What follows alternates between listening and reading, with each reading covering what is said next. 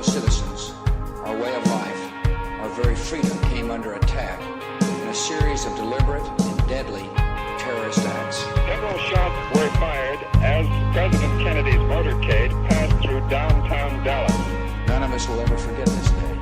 Yet we go forward to defend freedom and all that is good and just in our world. This is Houston. Say again, please. Houston, we've had a problem. Ask not what your country can do for you. Ask what you can do to your country. I have a dream. My 4 little children will one day live in a nation where they will not be judged by the color of their skin, but by the content of their character. I have a dream today. Welcome to the Hagmann Daily Show, weekdays 2 to 3 p.m. Eastern Time. And now your hosts, Joe Hagmann and Jon Robberson. And welcome, ladies and gentlemen, to this Thursday, January 25th, 2018 edition of the Hagmann Daily Show. We got so much to get into today. I actually started writing down a number of topics because we're going to be jumping all over the place today. I'm going to kind of start in a weird area because I just decided to look into this. As we were starting this show, earthquakes. We saw that big Alaskan 7.9, 8.1 earthquake earlier in the week, and we talked about the potential for more earthquakes on this Pacific Rim. And boy, is there a lot of activity. We have a 5.8 earthquake in Fernandale, California. Also, there was a 4.0 in LA this morning. You have a 5.0 in Chile, a 5.7 in Fiji, and a number of other earthquakes in the Philippines as the ring of fire is definitely heating up, as many has expected. And what does that mean for the West Coast? It means you got to be on heightened alert, absolutely, as the energy in these tectonic plates are it seems to be moving pretty good. So everybody on the West Coast, stay at high alert for the possibility of earthquakes, and it's something we'll continue to look at as we move forward. The big story of the day, the two big stories of the day so far. One, the story that broke last night is that on Sean Hannity's show, he broke it that the text messages, the DOJ is retrieving the missing 50,000 Strzok page text messages. Hopefully that is true, and that is yet to be seen. And if they do recover them, will they release them? And about releasing them, we have some troubling, just this horrible story about this FISA memo and how this has gotten so out of control. Battle over FISA abuse memo heats up. We're talking about the biggest scandal in American political history, the subverting of the presidential candidate and then President Trump by the FBI, by the DOJ, by the former Obama administration. And it is a scandal that is obviously not getting the attention it deserves by the media because they are complicit in this scandal, as well as this whole Russia investigation against Trump, which is part of it. They are complicit in that as well. But the Justice Department is making a last-ditch effort to prevent the release of the controversial memo alleging surveillance abuse involving the infamous Steele dossier. Devin Nunes, the chairman of the House Select Committee on Intelligence, is the person who authored the memo with Trey Gowdy. And the left is saying that it's just a convoluted and manipulated set of talking points based on the classified FISA warrants, which are the Foreign Intelligence Service. FISA is the Foreign Intelligence Service Act, the warrants against Trump campaign and his advisors. Well, there is a battle. The DOJ is saying, on top of the left saying that Russian bots are behind this and they're the ones pushing to have this memo released, and it's so biased. Adam Schiff, the Democrat, is now launching or making his own memo that he said he's going to release with the left's version of how these facts stack up. But the DOJ is cautioning the Devin Nunes in the House Intelligence Committee, saying you could be putting national security at risk. What is so bad in this memo that if the public sees the truth, that it's going to risk national security? Really, I think it's going to show the political weaponization of the surveillance courts and the abuse of power of trying to subvert a political opponent. for political gain. And that includes the exoneration of Hillary Clinton, the launching of the Russia investigation into Trump. It's all political circus created by the left in order to bring him down. And what has happened instead? They have brought themselves down. They're exposed. The media is exposed. They look like the criminals, and the American people see it. And this is an opportunity. When we talk about draining the swamp and making a difference, this is the best opportunity I've seen since I've been doing this. So we can't take our foot off the gas. John? Absolutely not. You know, there's a famous, albeit a little bit dark, adage, cliche that's been bandied around Washington at least my entire life, and it goes something like this. Now, this is in reference to back when the political machinations were majority male from Congress, across the Hill and throughout the White House, et cetera. And it went something like this. To get in big trouble in Washington, you've either got to get caught in bed with a dead woman or a live man. And so that's been around for 30 or 40 years. Sex, drugs, and rock and roll. Obviously, this 4-page memo is not based on any of the standard go-tos. This is not a senator who crashed his car off a bridge or a senator who's been caught running around with a stripper. This is going to be much bigger. And Joe, I've wondered, and this is purely speculative. This is just coming out of my head, but I've wondered if the delays on getting this information out to the American public as a whole, I'm wondering if this memo drops us, to the absolute bottom rung of one of our primary concerns over the past year, actually more like, I guess, a year and a half now, since the original Pizzagate story broke. Is it possible that this memo implicates a number of top politicos, so to speak, in some form of child trafficking or child abuse? That's what I'm beginning to suspect may be in this information, and it's got Washington in a full-blown panic. Well, yeah, and the information coming out from the Gateway pundit, who really have been on top of this story more than I'd say anybody else, and that's Jim Hoft and Josh Kaplan and a number of other great reporters over there. And this article, first leak, FISA memo officially names James Comey, Andrew McCabe, and Rod Rosenstein. Former FBI Director Comey, Bureau Deputy Director Andrew McCabe, and Deputy Attorney General Rod Rosenstein are officially named in the shocking FISA abuse memo, reports the Daily Beast. A controversial Republican memo alleging surveillance abuse specifically names who have laid out Comey, McCabe, and Rosenstein, along with other members of the FBI. Capitol Hill sources on both sides of the aisle say the memo's release is only a matter of time. And when it comes out, these current and former officials, all GOPers, I guess is what they're trying to say, are likely to face even more. I'll look that French up for you and tell you what it means. So go ahead. I didn't even want to take a stab at it, John. I don't blame you, but I'll look it up right now. Yeah, you see how when I read articles, sometimes I skip over certain words?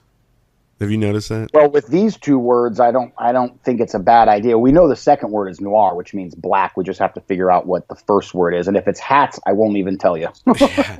Well, anyway, they say that they're going to be facing far more criticism from the right over their involvement in the counterintelligence work once this memo is released. The Daily Beast report comes amid Sessions' Justice Department calling the House Chairman, Intelligence Chairman Nunes, to allow the FBI to review the memo to ensure its release will not harm national security. Now, why would you let the person, the memo, or the organization or agency detailing the abuse by a specific agency, why would you give that agency first crack at the memo before releasing it to the public, giving them time to make excuses and form talking points and lies? That's what I don't understand. Don't give it to the FBI.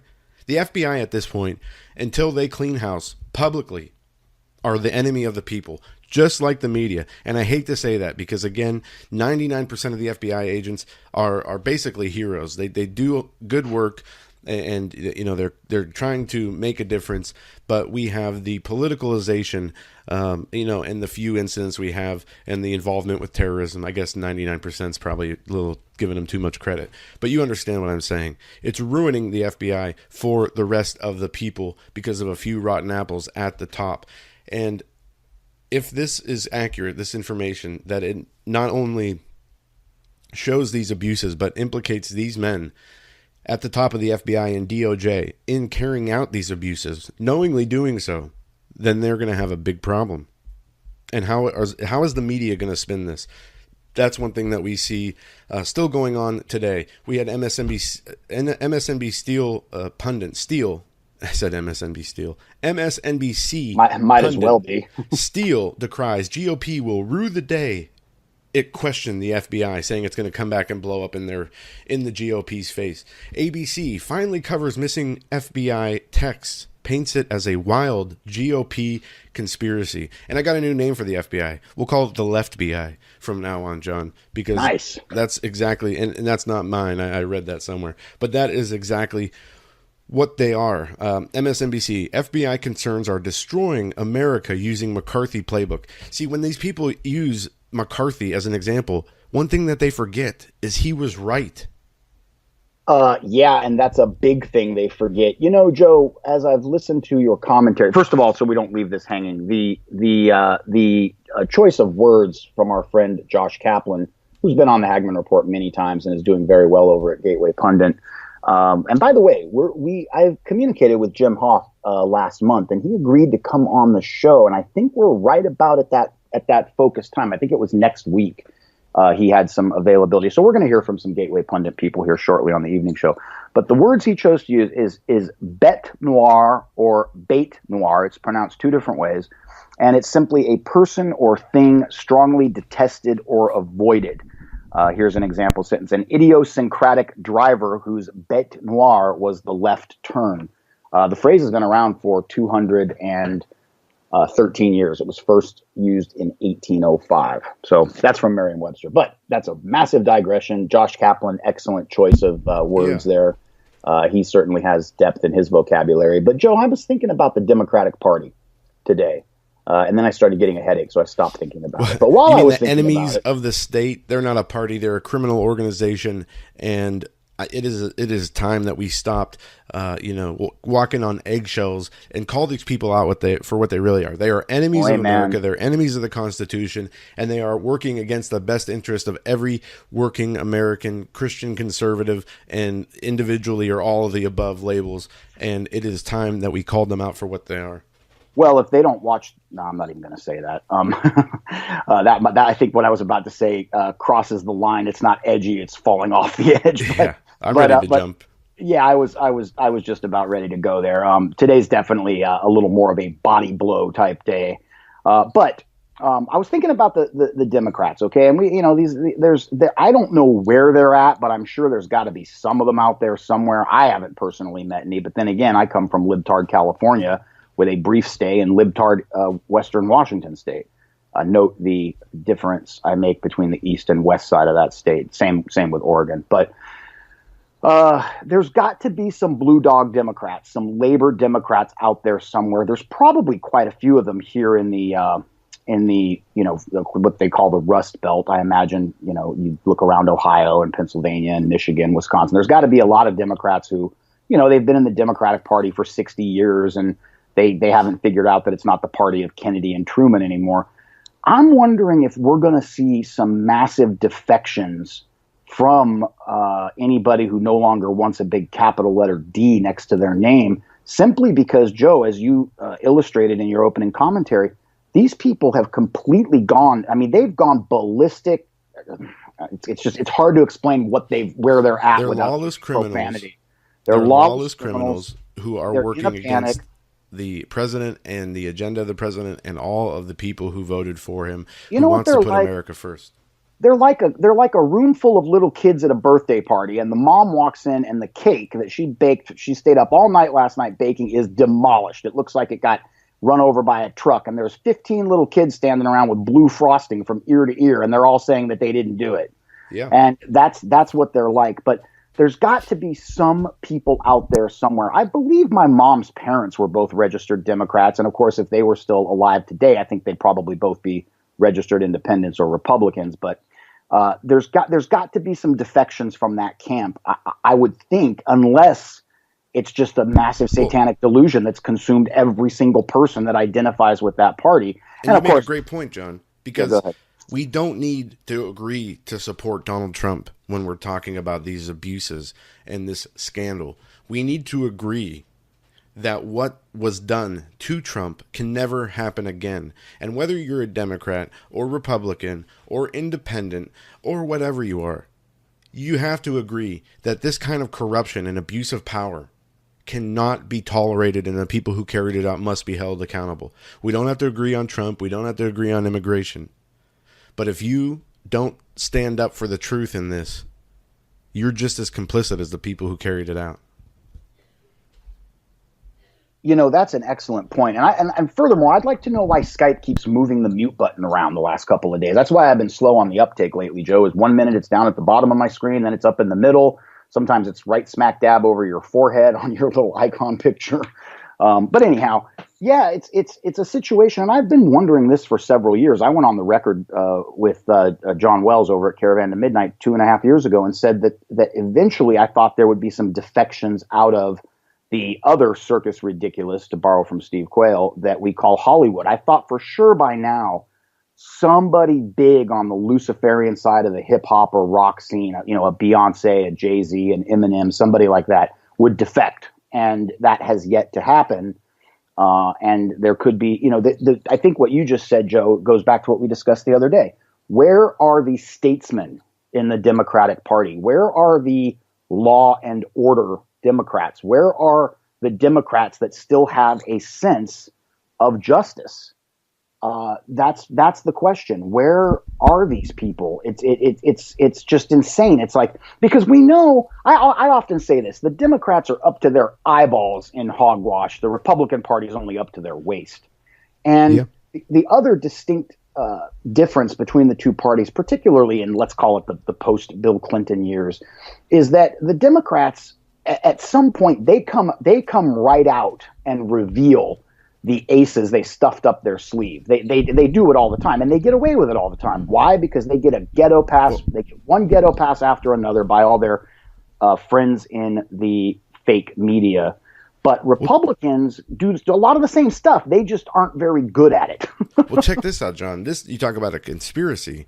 You just hit on something that might be important. I mean, it is important, but it might be very relevant to what we're talking about. Remember the interview Adam Schiff did on CNN talking about this memo and how it was Russian bots who were pushing this memo or pushing the release the memo hashtag on social media. Well, during the end of his interview, he described the memo in a very strange way. He described the memo as a Folsom attack, Fulsom. When has anybody ever used that word to describe an attack? Many people are saying what he was referring to was a code for the words Project Folsom. What is Project Folsom? And why would he say that live on CNN? Well, some people are alleging that Project Folsom was the name given to the Obama operation of using British intelligence, GCHQ, to spy on Donald Trump. So, Schiff, in damage control mode, could be putting this stuff out there to give a heads up to those paying attention about what might inevitably come out in the memo. Don't know. That's why I said it's a good conspiracy theory. Well, it is. Now, Folsom, my goodness, I seem to be spending a lot of time in Webster's dictionary today, but it's got a couple of meanings that I don't think are particularly salient to what you just suggested, but there are a couple other meanings. Folsom is what Project Folsom, and I think, but remember, they name these things for a reason. I mean, look at everything from Mockingbird to a Paperclip to MK. I mean, all these projects they tend to pick a kind of like a sarcastic, pithy name that anybody with two brain cells working can sort of figure out. But one of the meanings of the word is exceeding the bounds of good taste. And then there's It originally comes, it was noted by Bruce Rothwell, a Folsom victory for the far left. So it seems to have a number of different meanings. And I think just by those two meanings alone, that's definitions number 2 and 5 in the Webster's Dictionary, it may have been a Freudian slip on the part of Schiff. Well, see, that's it. I don't think it was a slip. I think if that is the truth, if that Project Folsom is mentioned in the memo, and then that was definitely Schiff giving people a heads up and time to scrub or redefine these terms and to confuse some of the facts that are going to come out. But we'll see soon enough. As we know, the memo will come out. We just don't know when it will. And John, the missing text that we talked about on Drudge, there's a story that we already talked about, the title, Recovery of Missing FBI Texts Underway. Session believes that they have been found and can be recovered. But ABC finally covers the missing FBI text, paints it as a wild GOP conspiracy theory. And it's crazy. I'm going to play this quick minute and 24-second clip of the vast ABC. right-wing conspiracy. They're at it again. See, Hillary was right. It's a vast, satanic, liberal insanity conspiracy. These people have been caught red-handed with their hand in the cookie jar, with their pants down, whatever metaphor you want to use.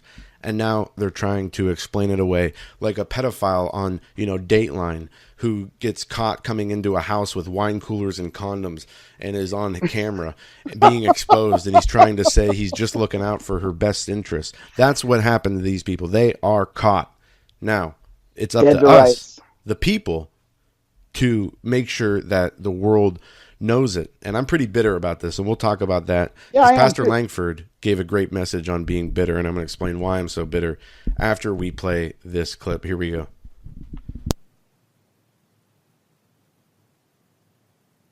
On Capitol Hill today, Republicans escalating their attacks on Special Counsel Robert Mueller's investigation. American public should have some very serious concerns. Republican Senator Ron Johnson pointing to personal text messages exchanged between Peter Strzok, a former member of Mueller's team, and Lisa Page, an FBI lawyer seen in this alumni picture. In text sent during the campaign, the couple exchanged their private thoughts, including critical comments about a number of political figures, including candidate Trump, Strzok calling him an idiot, Page saying he's awful. Mueller learned of those texts over the summer and immediately removed Strzok from the investigation. But Senator Johnson now raising questions about a potential larger FBI conspiracy against the president. We have an informant that's talking about a group that were holding secret meetings off-site. There's so much smoke here. There's so much suspicion. Let's stop there. A secret society, secret meetings off-site of the Justice Department. Correct. Today, Johnson refusing to produce evidence, but pointing to another text exchange between Strzok and Page. All I'm saying is I've heard it's right in the text. You can see the text. They use that. Maybe we ought to have the first meeting of the secret society. It's not my words, that's theirs. But Republicans have not released that text message, and its meaning is unclear. All right, there the reporting from the wonderful people at ABC, always broadcasting crap, or I'm sure you can think of many more you could throw in there instead of that. But do you believe these people? Okay, so the text message talks about a secret society meeting to undermine Trump, and they try to paint it as a conspiracy theory?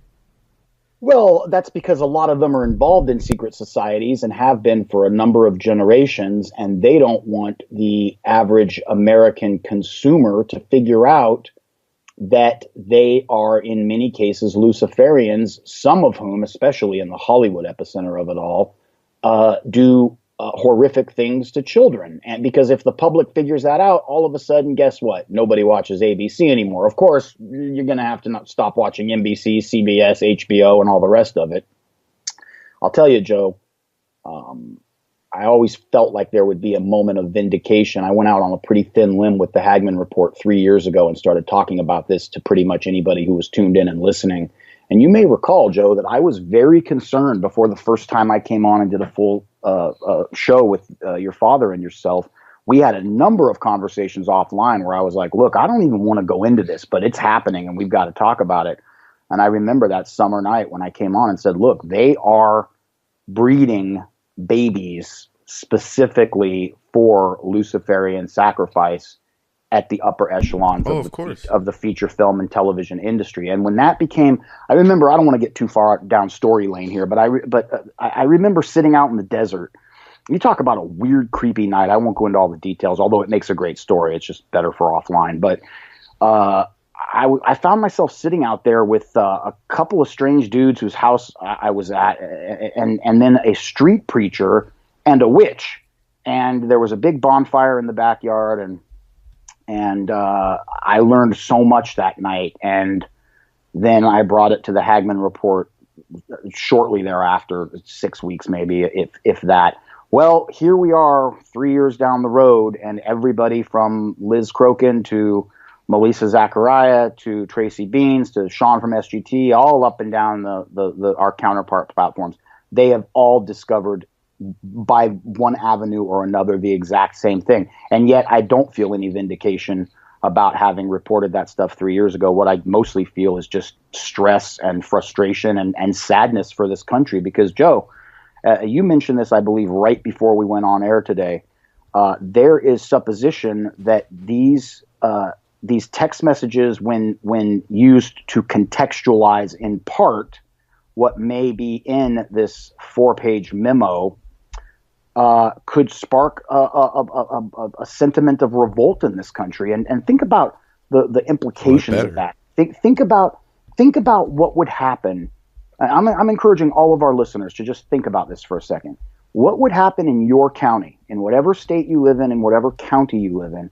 What would happen if all of a sudden the citizens were hit with the idea that the Democrat candidate for president last year, the witch in chief, Hillary Clinton, and her rapist husband, who was president for 8 years, are actually completely red-handed, caught dead to rights in satanic ritual abuse, the Lolita Express, the Epstein Island. I mean, all of the, I mean, come on, Joe, all of the proof points there already. But imagine, listeners, give me one sec, Joe. Imagine how that would change or potentially change your day-to-day life. I mean, what would, because Joe, you indicated to me, forgive me for getting long-winded, but you indicated to me offline this morning that one of the senses of frustration you were feeling is that it's quite possible that all of this madness, this horrible satanic carnival could come pouring out of DC in the next couple of days, and people might just go do a little grocery shopping and put on Netflix. That's exactly what's going to happen, John,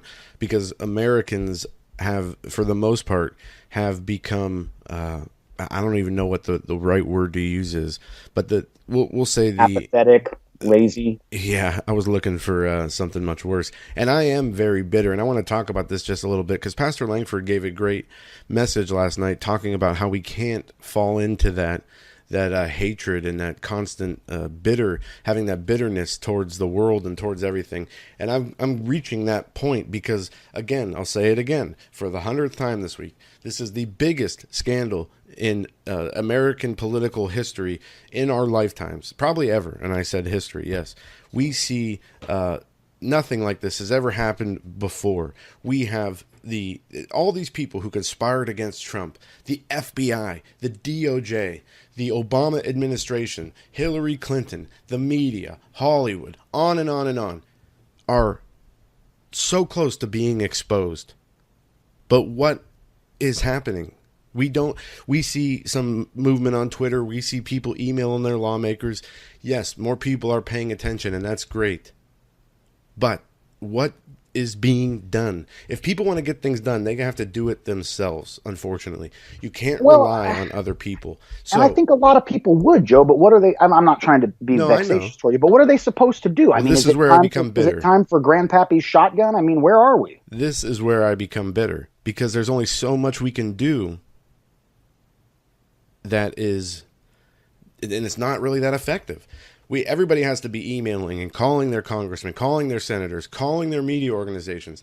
It has to be full pedal on the gas. It has to be. Otherwise, these people are going to get away with it. These people I'm sorry, but I mean, I'm just going to throw it out there because I can't think of another way to put it. But haven't we got to the point where that just feels like pissing up a rope? And excuse my language, but come on. I'm really going to call my former senator, that's none other than Dianne Feinstein. So I'm going to call her office, and I'm going to give her assistant, intern. I'm going to give her what for? Well, that's not the point. Feinstein's been in office for 3 decades. But John, if 1 million people were calling her office on a daily basis, that would be kind of hard to ignore. And this is my point. You have to be all in. And it is frustrating because there's only so much you can do. But when we talk about, look what Trump ran on. We played that clip yesterday during our show, which was interesting because all of a sudden that Q posted that same speech like an hour after our show aired. But anyway, it's a very inspiring speech. It reminds us why we voted for Donald Trump. And he talked about, draining the swamp, putting Americans first, America first. And never before have we been so close to seeing actual movement on the draining of a swamp. And here we are, and we're arguing over, politicalization of the memo. And look back to this ABC piece. Look what they did. The last paragraph of this article says, ABC's coverage of the Inspector General's investigation into the FBI investigations, as well as the rest of the liberal media, have been grossly lacking. By deliberately omitting key messages, trivializing the agents' roles, they do a disservice to the truth for all political motivation. What we have to do is call ABC, email ABC, all these news organizations, let them know the American people don't buy their crap and they're not going to put up with their lies. Now, don't go full bore retard like the guy who threatened CNN did, but let them know how you feel and that you're not going to tolerate them continuing to lie and protect these criminals. Joe, let's talk for a quick second about some of the psychology behind this. I had an interesting conversation with my dad about 4 nights ago, who's, I guess, he's in his mid-60s. In fact, he's 65, so a fairly young dad given my age. But we were talking about, we've had these conversations several times in the last 6 months because he, too, shares the frustration that you're articulating, as do I. We were talking about the left and how strange it is that when you look at these people as individuals, most of them do not have it together, so to speak. They've got huge, gaping problems in their lives that run everything from, I went to the satanic temple last night and we sacrificed a child, all the way down to where this Strzok idiot was at with messing around behind his wife's back with, mouth o' teeth, Lisa Page. So these people don't necessarily have their own houses in order, and yet they're out at the women's marches all over the place, screaming for justice, calling us Nazis, calling President Trump a Nazi. They're ready to take on the world, but they can't even keep their own house in order. That's a psychosis. That's a psychosis. Now, hold on a second. Let me just finish my point. We need to be certain on the right, ideologically and spiritually, that we don't fall into that same psychosis, because the difference is, Joe, we've got the truth, and that's the main difference. The left is out there pontificating on a master spin of lies. We have the truth. Therefore, we don't need to be the belligerents that they are. On the other hand, we've got to start getting some things done. It certainly does. I mean, I don't know. Sometimes I feel like it's just time to start playing with matches and gasoline, but go ahead. Yeah, and that, John, that summarizes perfectly the level of frustration I'm at, and it is frustrating because we've been doing this for a long time now, trying to get the truth out, trying to, and it has made a big difference. The audience has been awesome. We have the greatest audience in the world, and there has been a lot of attention being paid to bigger this. Too. Right, praise God. And we see, I think all the people share the same frustration that we just talked about. So we have to figure out a way to effectively create change, not just shout about what needs change. We have to be part of the people who create that change. And I want to, talking about the liberals, John, I want to kind of go to immigration, but this is more of a continuation on the pattern of behavior from the left and the insanity that we see. You have people, American mayors and governors, Jerry Brown and de Blasio, who march at these women's marches and call them the most important civil rights march in history, which is just insane. Well, Scarborough did write a song. I mean, yeah, stand. Yeah, you just got to stand. And remember to put some socks on, for crying out loud, but go ahead. You have these people lecturing American citizens who work day in and day out, pay a huge and incredible amount in taxes. It's robbery to fund all these social programs where these governors are saying you're racist if you don't pay the way for these illegal immigrants to come here and get welfare and free. People are, and Chalker wrote this perfectly in his article the other day about anybody who starting April 1st in California, anybody illegal immigrant who goes to the DMV to get a license is automatically registered to vote. You have our tax dollars being dished out to pay for foreigners, and I have nothing against immigration, but massive illegal amnesty, while, as I say many times, importing criminals and welfare recipients. This is how Rome collapsed.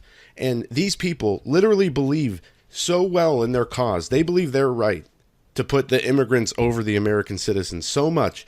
They'll call you a hater, a racist, bigot, whatever it is, because, you don't care about the immigrants. Anything with phobe on the end of it, just grab a whatever and they PHOBE on it. And this is what's so frustrating, John. This is, and this has to be one of the goals of this satanic media industry, is to make people hate other people. Because when I get in a bad mood, like I've been the last few days, I start to see, I'm in a bad mood too. And I start to see them parading, these stories out of kids on CNN. Why do I have to be deported? To try to pull on heartstrings. It makes me, it draws hate out of me. Well, and it's not against the people. No, of course not. But remember, at the end of the day, I'm going to borrow a little bit from our second hour guest yesterday evening on the Hagmann Report, former INS agent, Michael Cutler. That's michaelcutler.net. He has made this point on the Hagmann Report a number of times, and I think it's well worth repeating right now, which is one of the things. So we've been asking throughout the entire course of this show, what can we do? Okay, and we've cracked some jokes about doing this, that, and the other thing, and those are jokes, by John, the way. Real quick, go ahead. What can we do? Look at the California Prop 187, as I asked you about last night. Oh, I remember that very well. Prop it was 8, in the early 90s. Yeah. The voters overwhelmingly voted to keep illegal immigrants illegal in California. They voted against homosexual marriage. But what happened? The government overturned their votes. So before we say voting is the solution, that's not the solution. But go ahead. Well, to go back to my bag of cliches, you've got the ballot box, the soap box, and the cartridge box.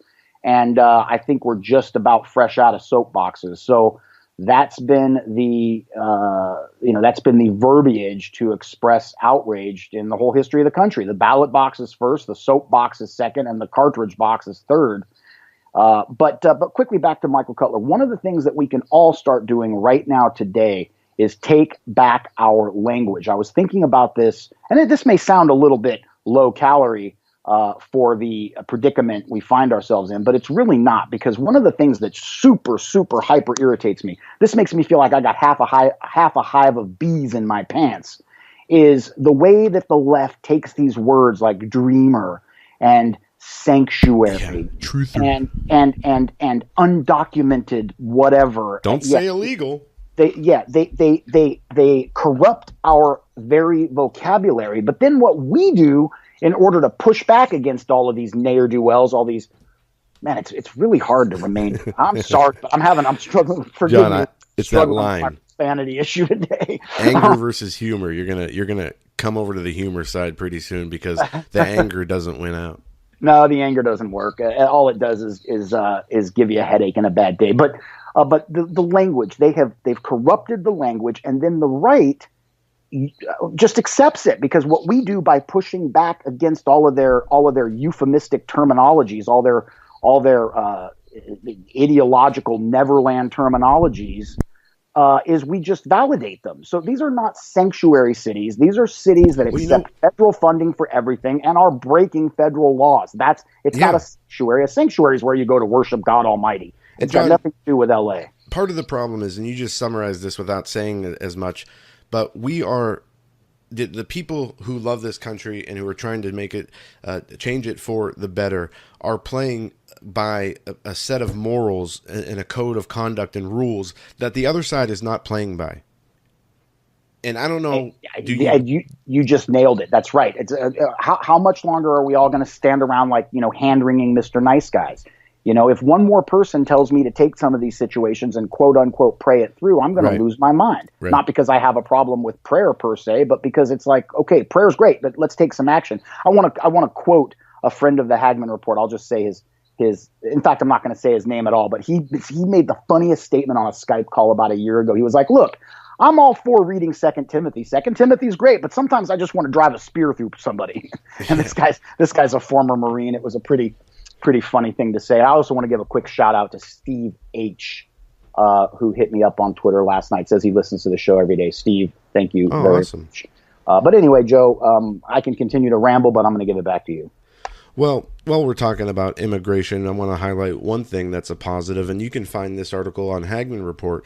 And, John, we haven't really talked about him much, but Stephen Miller is a very close aide to President Trump. Stephen Miller is keeping Trump true to his base. This is an article from the Daily Caller. One White House staffer holds the reins to American immigration policy, apparently. Democratic and Republican senators who are hoping for a clean amnesty of illegal aliens brought to the U.S. as minors have expressed their frustration that Stephen Miller, senior advisor to President Trump, is ruining their plans. Every time we have a proposal, it is only yanked back by staff members. As long as Stephen Miller is in charge of negotiating immigration, we're going nowhere, says Lindsey Graham. And I say, awesome. Lindsey Graham, you are a rhino Republican. I was going to say, did you skip the Republican in that article on purpose? Because that guy's no more a Republican than one of my cats is. No, he's he's an establishment Washington swamp monster, starting to exactly what I'm picturing Jeff Sessions as. But anyway, Stephen Miller, 32 years old. He is probably one of the most attacked aides behind Bannon when Bannon was in the White House, because of his stance on immigration. And thank God that he's there to hold the president, because the president, I think, and let's talk about this, John, some of the comments that Trump has made about, finding a deal for DACA and going to Dreamers don't have to worry, we're gonna fix this. I think some of this he does to placate the I think a lot of what he says is based off reactions in the media, what reactions he wants, whether it's anger, whether to see if he's going to get, talked about in a positive way. Trump knows how to troll the media better than anybody we've ever seen. So I don't take a lot of his comments about, we're going to come to a deal on DACA or Dreamers as anything other than just political hyperbole coming out of his mouth, because he does that a lot. But if he does bend or break on immigration, he's not going to be voted in again. And as great as he is, and to say I wouldn't vote for him again, I'd probably be lying, just because of immigration. But a lot of people won't, because this is one of the things he ran on. I say there is no room for any Dreamers, DACA, anything. Maybe if you kick him out. And I said this before, certain conditions. You can't vote for 5 years. You have to take a civics test every year for 5 years. Certain you have to work. There has to be certain requirements for children who are here once they turn 18. Again, to borrow from our second-hour guest, Michael Cutler, last night, he made a very interesting hypothesis. He said that if the Kenyan in chief, Barry Hussein Sotoro, or whatever the heck that guy's that Barack, also known as Barack Obama. Yeah, whatever that indigent's name is, our Indonesian president. If he had really wanted to bring in Dreamers, okay, then and again, this is from Michael Cutler last night. All he would have had to do is say, okay, anybody under the age of 16 or even 18. You show up at your local embassy or consulate, bring your school records, bring your battery of this test and that test. And if, in fact, you are quality student material and you don't come from a known state sponsor of terror, I agree completely with Michael Cutler's statement last night. We do not need to bring Syrians to the United States of America to learn biochemistry. That's a patently bad idea. Yep. On the other hand, I have no problem whatsoever with bringing some less fortunate kids up from Mexico City who want to learn engineering. That's not a problem. But we've got to be realistic. This kind of goes back to Stephen Miller. We've got to be realistic. We don't want to be the Jim Acostas of the world. Okay. We've got a whole half of the country No, if we listen to these people, we'd have no borders. We'd have no laws. We wouldn't even have a constitution. We'd be living in a socialized or communistic society. It'd be chaos. It would be a tyrannical, chaotic society. And for people who have ever read Alinsky or ever read Marx or ever read Lenin, they all, and there was Joe, help me out here. There was an FBI agent who died a couple years ago. His name is escaping me, but he's the famous guy who infiltrated the Weather Underground, the SDS. Larry Grathwohl. Grathwohl, that's right, Special Agent Grathwohl. He was a friend of ours, yeah. Yeah, he was. I remember the Hagmann Report. You guys were live when the information came in that he'd passed away a couple of days ago. I remember that show. A couple of years ago. Well, no, I mean when Larry Grathwohl had passed away a few days prior, and then you and your dad got the information live on air, and both of you were unsettled by it. I think we all were, because we respected the man. But he sat in on some of these radical leftist meetings in the late 60s, early 70s, where they said, oh, we're going to have to get rid of 25% of the population.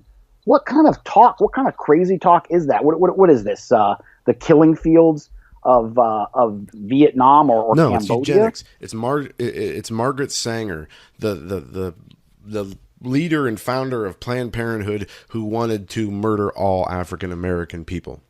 Yeah, it's the same mindset. I remember when I was a kid, HBO did a movie called Portrait of a Rebel, Margaret Sanger, and they portrayed her as some kind of, amazing heroine standing up for women's rights and blah, blah, blah. And in reality, she was a full-blown murderer that corresponded regularly with none other than Adolf Hitler. How does any self-respecting African American justify standing up for Planned Parenthood? I don't get it. Now, that's an interesting point that you make, Joe, because I think I bristle at the verbiage of the African American community, because we have so many African American citizens in this country. To lump them all into some, I mean, no, I say that just because that's the label. That's like us standing up for Hitler, though. Well, here's what's interesting about the black community in America: the inner city. The suburbanites, the people who have been here for numbers of generations, may have migrated up from the South back in the World War II, post-war years, et cetera. A lot of these families have values that are way more in tune with the conservative right in this country than the left. What's happened is they were economically bamboozled, and they were economically bamboozled by a bunch of graft taking, corrupt politicians on a local level who'd sit there and tell them one thing out of one side of their mouth and then turn around behind closed doors and do the exact opposite. And we see that clearly in the number of mayors who took a pass on meeting with the president simply because they're politically upset. And this one mayor from Texas made a very interesting remark today where he said, and this goes back to your point, Joe, he said, I don't necessarily support the entire President Trump agenda, but the position of mayor is supposed to be a nonpartisan position on a municipal level. And that's exactly accurate. That's why mayors don't run as Republicans or Democrats. So he said, I have to put my town first. And that's the kind of statesmanship that can break us through this strange conundrum that we find ourselves in right now. And as far as the African-American citizens in this country, I have a funny feeling, Joe, that we're going to see a massive migration away from, because these people, they can put two and two together just like anybody else can. And people in Milwaukee and Oakland and Baltimore, they've got to be figuring out by now, boy, we've had this, this chain of command here for 100 years, and things have not only not gotten better, they've gotten noticeably worse. Let's look at what Margaret Sanger, some of the quotes that she so proudly stated. Here's one. The most merciful thing the large family does to one of its infant members is to kill it. Here's another one. We don't want the word to go out that we want to exterminate the Negro population. That's a good one. How about this one? A marriage license shall in itself give a husband and wife only the right to common household and not the right to parenthood. No woman shall have the legal right to bear a child, and no man shall have the legal right to become a father without a permit for parenthood. And then she goes on to expand about permits. You know what? She was a demon walking around in human flesh. There's no question about that. Those are incendiary ideas, Joe. And what do they all support at the end of the day? The big daddy of death. And that's what the left, that's why we call them libtards, because Most of these people, as I said the other day, are dupes. They're dupes for an ideology that at the end of the day comes down to eugenics, the power of life and death, and ultimately what it is a satanic counterfeit of pretending to be your own little g God. And that's what these people have fallen into. They're in over their heads with the idea that they have command over life and death when they do not have command over life and death. Yes, they can commit murder, but only the God of Abraham, Isaac, and Jacob has command over life and death. And again, Jesus even warned us, don't fear a man who can take your life one time, but fear your heavenly Father that's going to deal with your soul. Amen to that, John. That's a great ex post facto. That's a great and perfect, timely quote for what we're talking about. And again, these are people, the satanic agenda and liberal mindset is something that does not play by moral, ethical, or legal rules, but we are somehow continuing to do that. And is that what sets us apart from these people? Something has to, because the political battle that they're dragging us into is a losing one in public relations, regardless if the truth is there, if we have the truth on our side. These people have been able to spin and manipulate so many people, but this is why it's so important that we have this explosion of the alternative news sources. And I don't know how many people watched the new X-Files last night, but it was a very interesting episode. And there's an article on Newsbusters about it, and the title is "Trump-like Alien Pledges Wall Around Rapist Earthlings on X-Files." And it was pretty funny. They had an alien come down, and basically they pretended he was Trump, and he said, "You're drug dealers, you're criminals, you're rapists. We're going to build a wall around the solar system so you stay in your own little area. We don't want you in our solar system." Basically saying the Earth is a crap hole because of the people. But it was really funny, and the guy was wearing a "Make America Great Again" hat, and I found it very humorous. But in that our episode, towards the end, they talk about, the twisting of truth and the presentation of truth in a way that nobody will believe it, and the presentation of false truths or lies that are eaten up in a way that people love. And for some reason, John, the liberal satanic mentality loves the lies. They hate the truth, and they love the lies. And that is one of their foundations. It is the foundation. They serve the author of chaos and confusion. They do not serve the God of law and order. They serve Lucifer, period. Look at, Joe, just consider the optics out of, I would say, if not hundreds, dozens of downtown areas across the last 18 months. Consider the optics. You've got what they call colloquially the black bloc, Antifa, Black Lives Matter, By Any Means Necessary, and all of their ilk. They all show up looking more or less the same. Baggy black jeans hanging halfway off their butts, a hoodie, a bandana, some sunglasses, and they're ready to rumble. Then, so for the first couple of months, they just show up and beat up everybody. Then what they call the Patriots or Trump supporters, they show up and start throwing some blows back and frankly beat the crap out of these kids on a number of occasions. But look at the way that these people look. The black bloc all looked like they passed around a memo, on Instagram or Twitter earlier that day saying, now don't forget your black jeans and hoodie and be certain to put on a Jack Daniels bandana so you look like a tough guy. Then you've got the right that shows up and they look like, 100 different people. Somebody's wearing an American flag shirt. Somebody else is wearing camouflage. A third guy's got a hockey helmet on. They have no uniformity about them whatsoever. And granted, this is optically anecdotal, but I think it says a lot. One side of this is a hive. They're collectivists. They don't think for themselves. They have very little, if any, critical thinking skills at all. And the other side clings fiercely to the independence that is necessary for what, Joe? It's necessary to ultimately make the ultimate decision that any man or woman ever placed on this earth must make in their mortal lifetime. Are you going to serve Satan or are you going to serve Jesus Christ? Because when you leap from this mortal coil, you will be held accountable. And as much as I dislike the black bloc in all of our cities across this country, to a degree, I do feel sorry for them because they are one breath away from an eternity in the fire.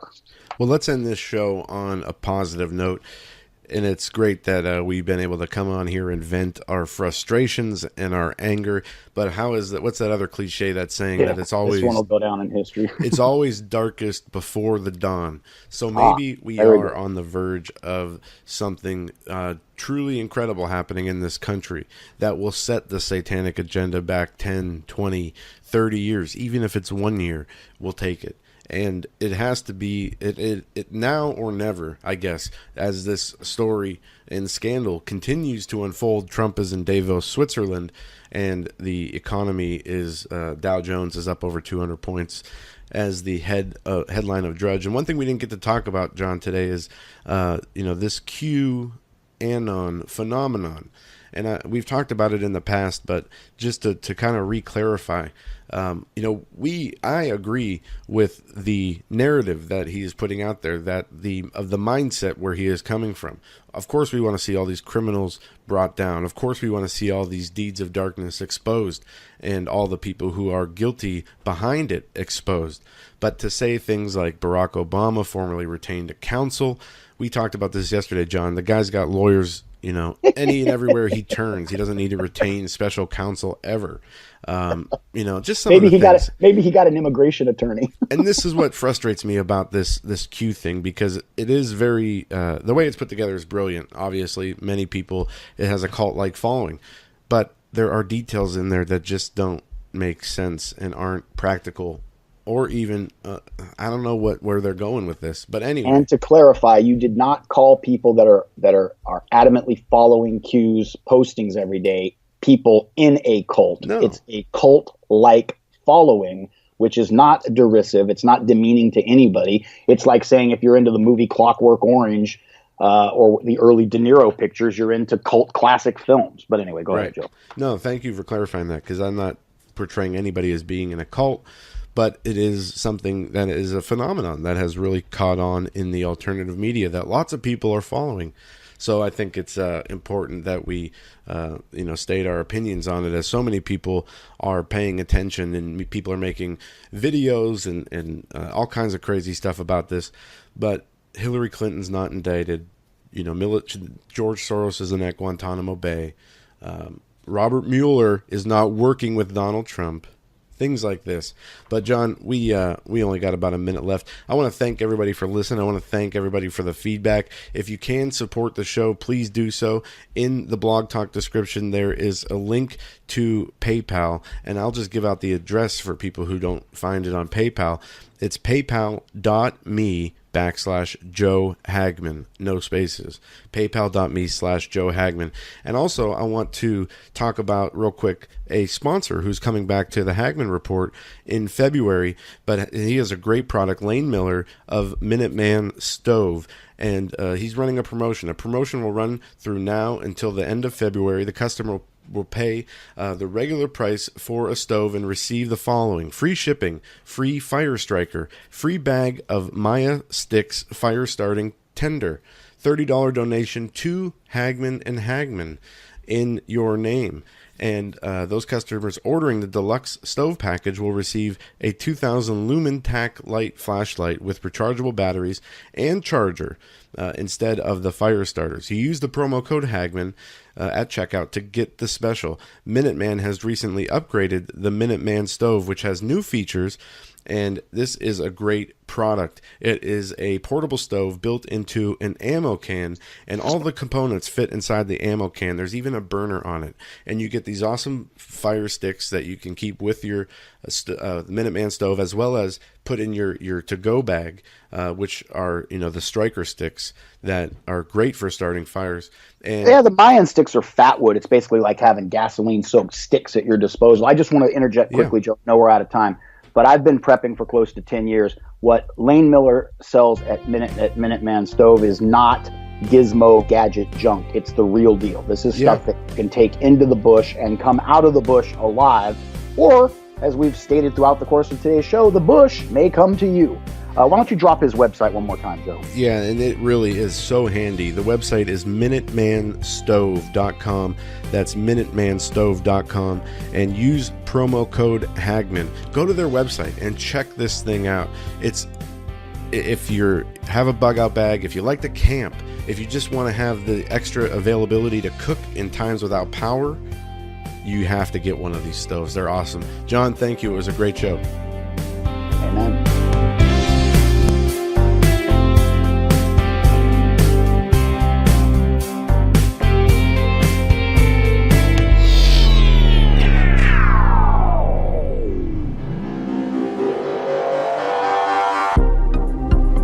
The Hagmann Daily Show is brought to you by the Hagmann Report.